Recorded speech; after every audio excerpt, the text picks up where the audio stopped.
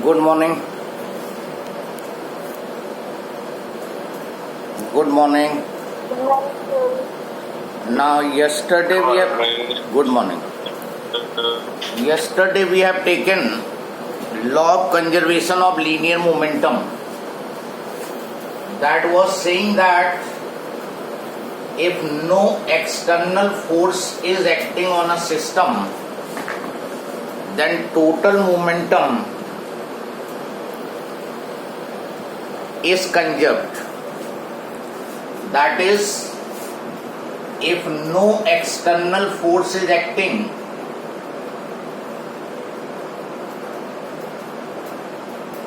this is law of conservation of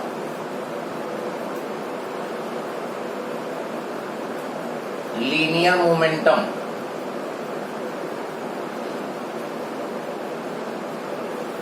If no external force is acting, then total momentum of system is conserved.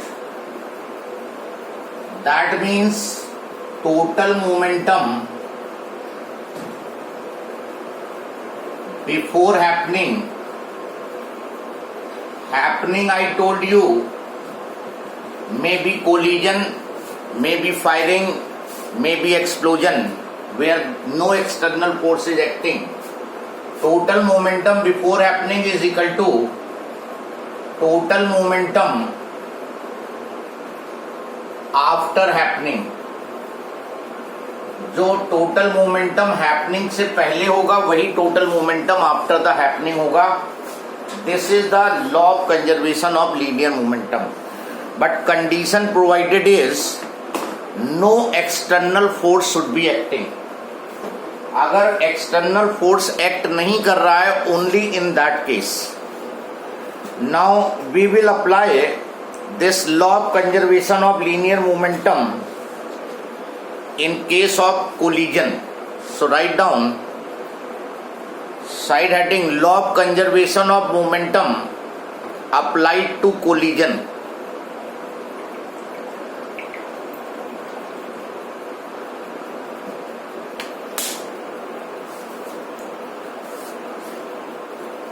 Law of conservation of linear momentum applied to collision process.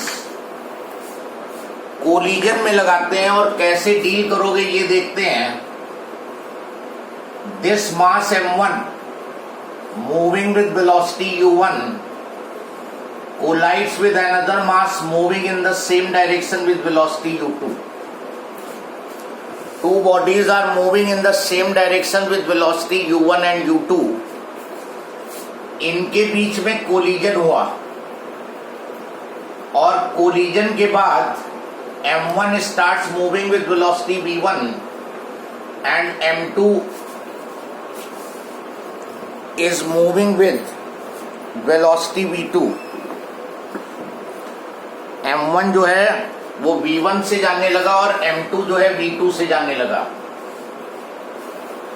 तो यहां पे law of conservation of momentum apply करोगे. ये दोनों collide कर रही हैं, no external force is acting. So total momentum before collision, system का momentum before collision, that should be equal to total momentum of the system after collision. Collision के पहले system का टोटल मोमेंटम और collision के बाद system का total momentum same होना चाहिए. System consist of m1 and m2 masses. तो जब इस तरह की प्रॉब्लम सॉल्व करोगे, जब भी वेक्टर की प्रॉब्लम सॉल्व करते हैं, when we deal with vector quantities, तो एक डायरेक्शन को पॉजिटिव लेते हैं और दूसरे को निगेटिव लेते हैं वेक्टर के रूल के लिए.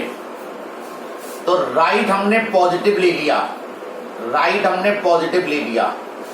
So this momentum will be positive. m1 u1 ये भी मोमेंटम पॉजिटिव हुआ तो M2U2, this is the total momentum before collision. ये दोनों भी राइट में हैं, तो after collision M1V1 plus M2V2, इसको अप्लाई कर दोगे and you will get the unknown quantity. इनमें से जो भी नॉट गिवन होगा that you can find out.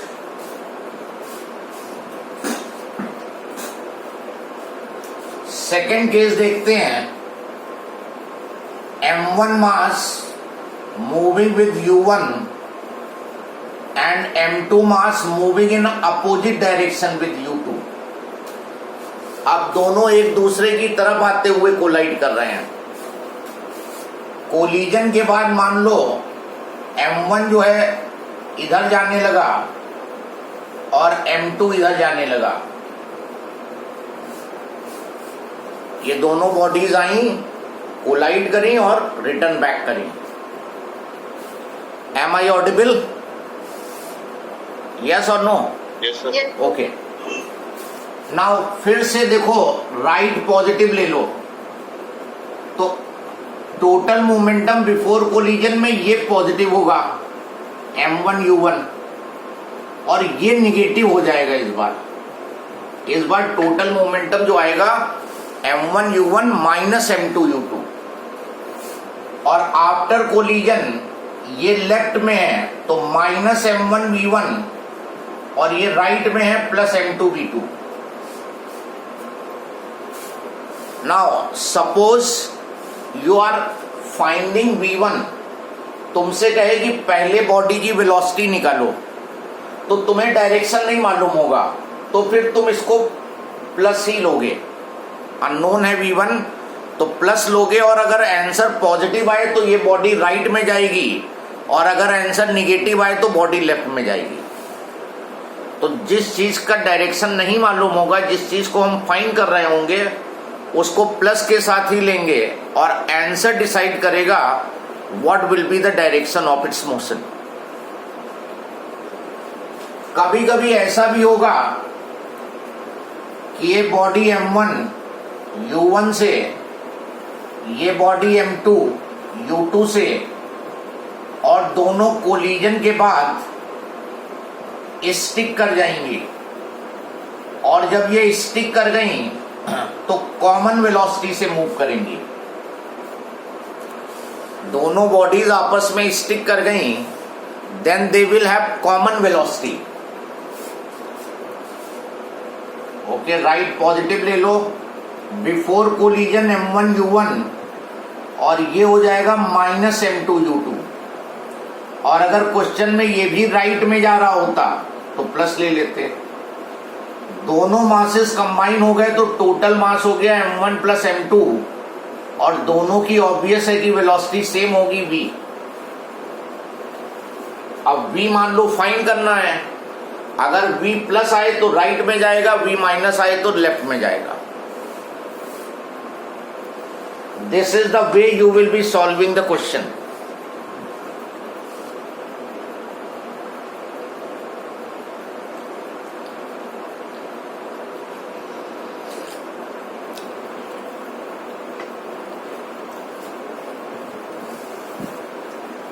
अब 2 डायमेंशन में देखते हैं।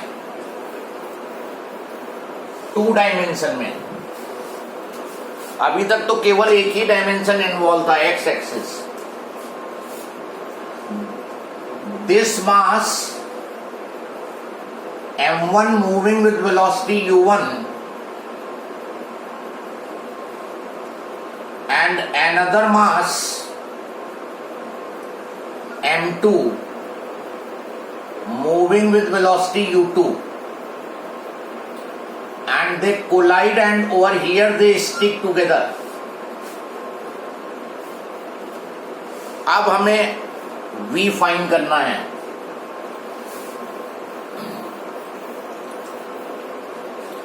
So law of conservation of momentum states that total momentum before collision, total momentum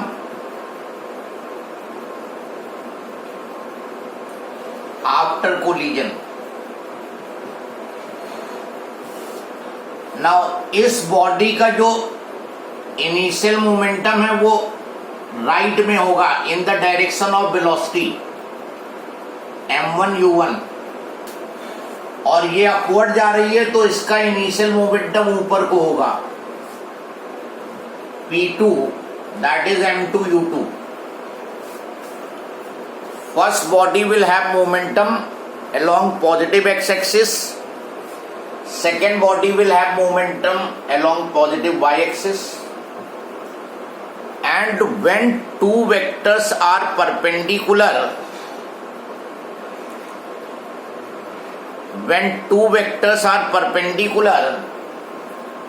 the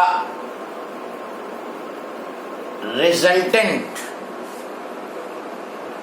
the total momentum will be calculated by Pythagoras.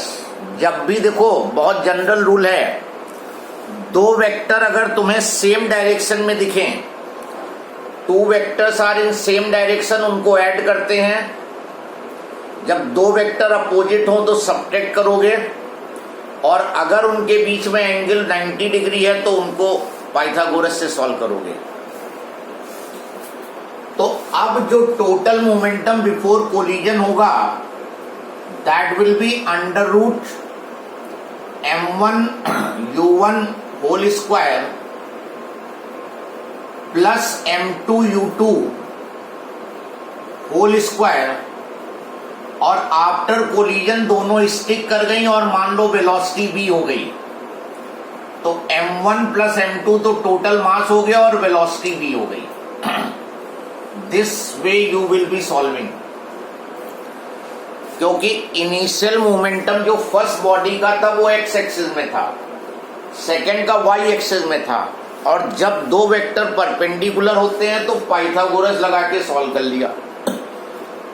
This is total momentum before collision. After collision दोनों body same velocity से जा रही हैं, that we have to calculate. Let us suppose, तो m1 plus m2 into v.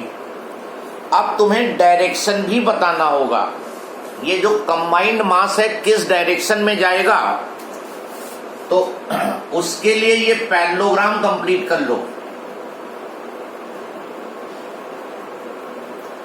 और diagonal of the parallelogram will give the direction of velocity. ये जो diagonal है इसके अलोंग ये कंबाइंड मास मूव करेगा, तो डायरेक्शन के लिए ये एंगल बताना होगा तुम्हें. तो डायरेक्शन के लिए एंगल बता दो, tan alpha is equal to, इस ट्राइंगल में tan थीटा या tan alpha is perpendicular upon base P2 अपॉन P1, और P2 है m1 u2 और P1 है m1 u1. ये फॉर्मूला लगा के लिखोगे at an angle alpha with the direction of u1. जो पहले मास की वेलोसिटी है उससे अल्फा एंगल पे कंबाइंड मास मूव करेगा.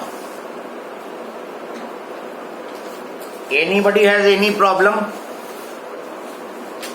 Yes? Tell me. No response? No, sir. No, sir.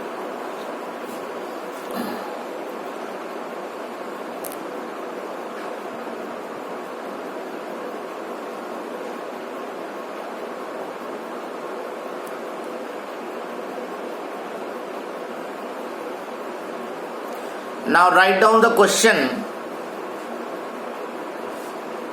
A proton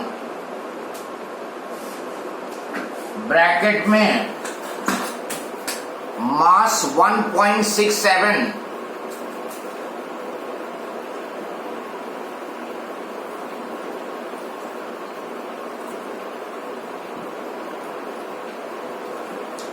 mass 1.67 into 10 power minus 27 kg. On striking a neutron, in bracket mass nearly equal to the proton,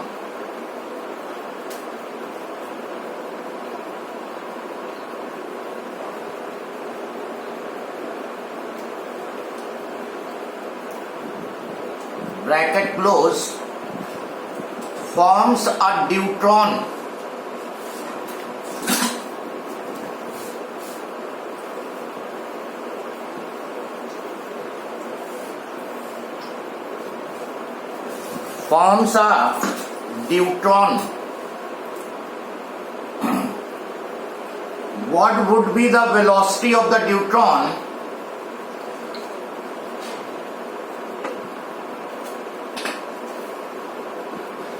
What would be the velocity of the deuteron if it is formed by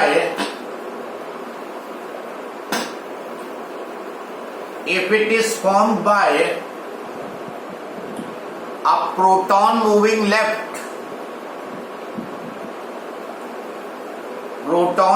left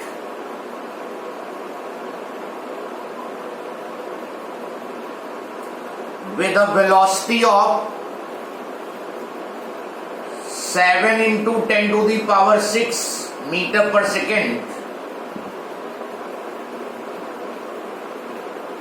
and neutron moving right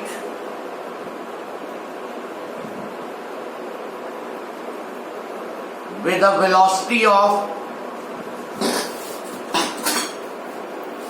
4 into 10 to the power 6 meter per second.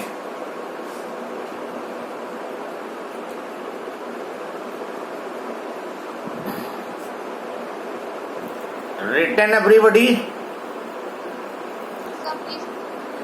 Now there is some problem, so you reconnect. I am ending this meeting, you just reconnect.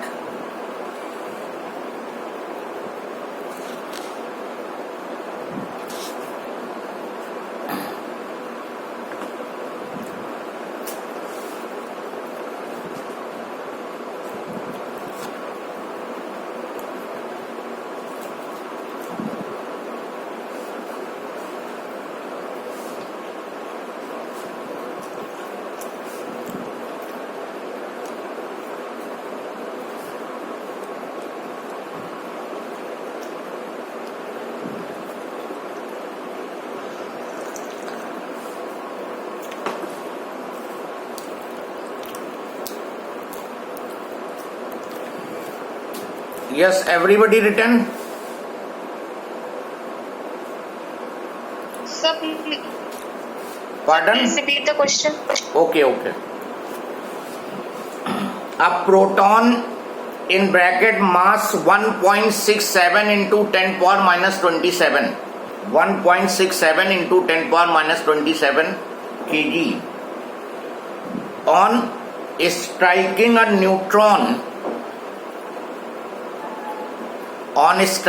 neutron in bracket mass nearly equal to proton, bracket close, forms a deuteron. ये deuteron लिखा हुआ है.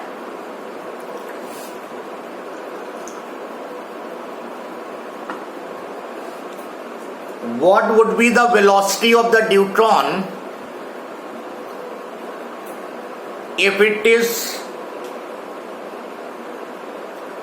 formed by a proton moving left with velocity 7 into 10 to the power 6 meter per second, and neutron moving right with velocity 4 into 10 to the power 6 meter per second.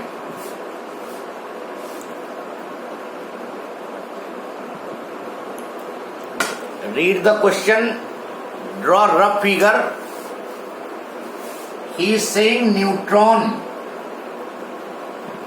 moving right with velocity 4 into 10 to the power 6 metre per second, और मास neutron का m ले लो, इसको neutron की velocity un कर दो,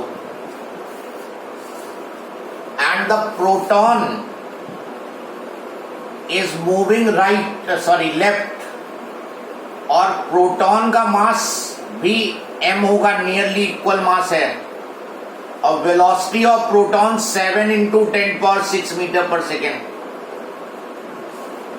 proton left में जा रहा है, न्यूट्रॉन राइट में जा रहा है।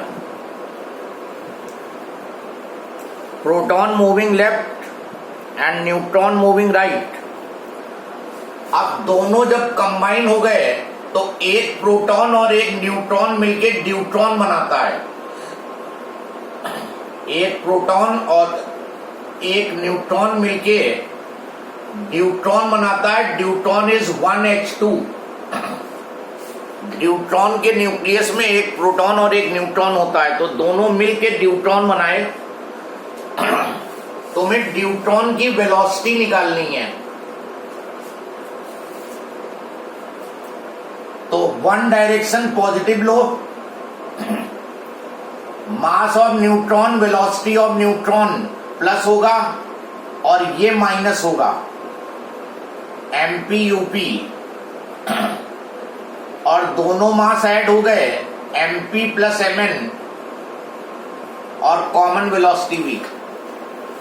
ये माइनस का ध्यान रखना होगा तुम्हें, क्योंकि one is moving left, other is moving right. Right हमने पॉजिटिव लिया है। mn को m ही रहने दो, वैल्यू पुट ना करो। m की वैल्यू अगर जरूरत पड़ेगी तो बाद में पुट कर देंगे। दोनों के मास सेम है। un हो गया 4 into 10 to the power 6 minus mp is also m। up जो है 7 into 10 power 6, और दोनों मास ऐड हो गए तो 2m हो गया और v हो गई। m कॉमन ले लो, 10 to the power 6 कॉमन ले लो।